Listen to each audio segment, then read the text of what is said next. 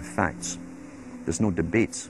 And when you're being downloaded through fiction, your guard is down, the censor part of your brain is not in action. It isn't saying, yes, I agree with this, I disagree with that, as you would in a debate or a lecture.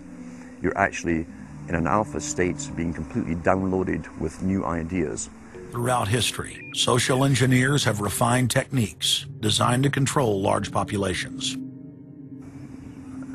About 100 years ago, this big organization with many branches, they wanted to rule the world basically using Britain as a nucleus of a system, an embryo, which also was going to be joined with the US under the Anglo-American establishment, wrote about the kind of culture and the changes of culture over a 100-year period that they would actually design, implement and bring in.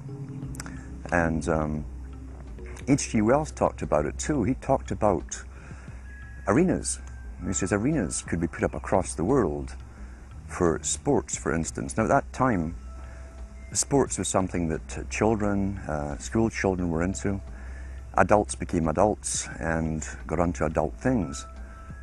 So it was unimaginable at the time that people could actually believe that there was even a need for adult sports and entertainment, never mind having arenas built across the world. But he said we can do this and foist basically a sports culture for the males. Using a tribal system, we're all tribal to an extent, that's why we even bother to vote for a tribal leader. This is well understood, that's why we're supplied with these leaders.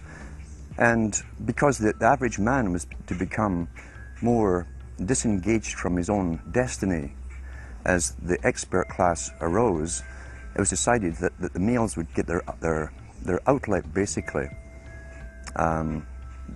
gradually becoming helpless as males through sports. Therefore they'd have a tribal team they could identify with, they could cheer them on as they were winning. In their own personal lives, they were getting nowhere. They were getting disenfranchised in a sense as experts took over decision-making for them in all kinds of fields. So this was psychology at use, planned before they even implemented the sports. When radio came along, of course, they used that to the maximum. Sports for the men, soaps basically for the women, and then in came television, as I say, with its alpha state, its hypnotic state.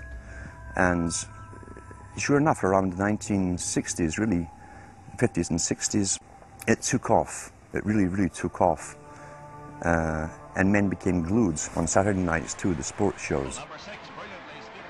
A culture industry, which is called by its own the culture industry.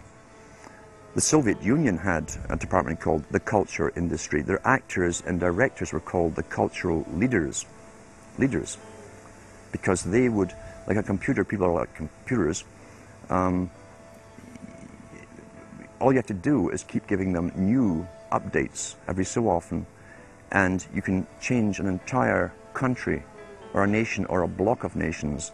We're all getting the same upgrades at the same time along certain paths. Today we call it political correctness. Most people want to belong to their peer group. They want to be the same as everyone else when it comes to opinions. In fact, they judge their own personal sanity by bouncing ideas off their neighbors and friends who will answer back and agree on these same topics in kind. It doesn't matter if the topics or what you're given are facts or utter nonsense, as long as everyone agrees at the same time. You'll say, well, I'm sane, and your friends will all agree because they've had the same information given to them. But they've been programmed, and I'm sad because I know that it's hard for people like that to take an interest, a serious interest in world affairs, to take a serious interest in what their elected officials are doing.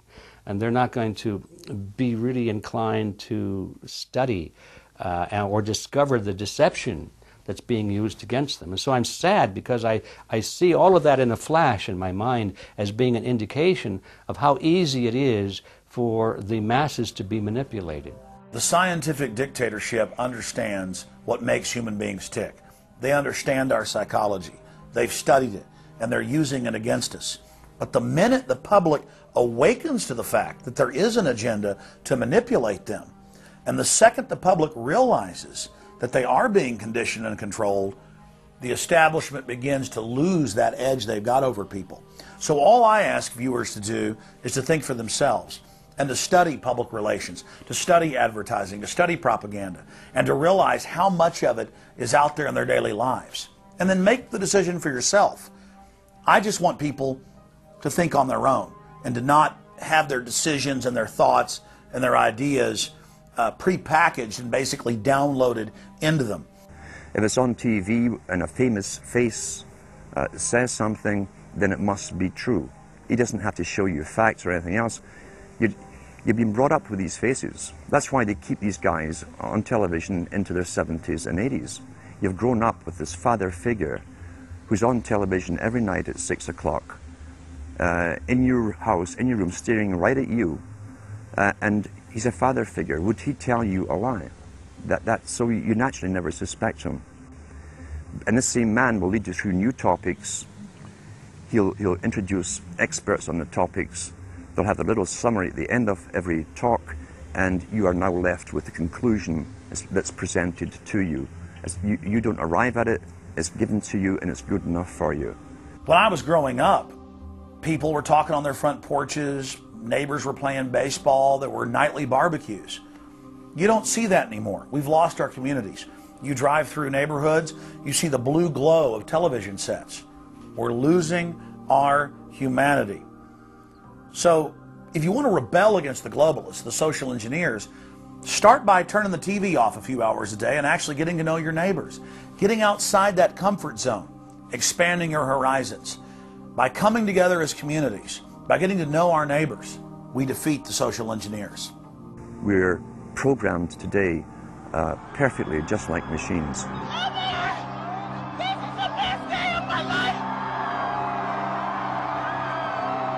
We tie this in with the Brzezinski. Brzezinski said in 2 Ages, now this guy was way up with the NSA. He's a master geopolitician. He admits he works in 20, 50-year periods to do with geopolitics in other countries. But he said himself, the public will shortly be unable to think or reason for themselves. He was meaning by the form of information that was given to them, the type, the formulas that were in use then in the 1970s. He says, eventually they'll be unable to think or reason for themselves. And eventually, he said, they will expect the media to do all their thinking and reasoning for them. Well, that's happened today. That's why people today can't think outside of the programming from television. Zbigniew Brzezinski, Obama's main foreign policy advisor, talks about how a cult of personality can be artificially manufactured to influence the masses. In the first months of my administration, to pull our economy... Oh, goodness. Sorry about that, guys. To pull our economy back from the brink, including the largest and most sweeping economic recovery plan in our nation's history. We're gullible, but we're also willingly gullible.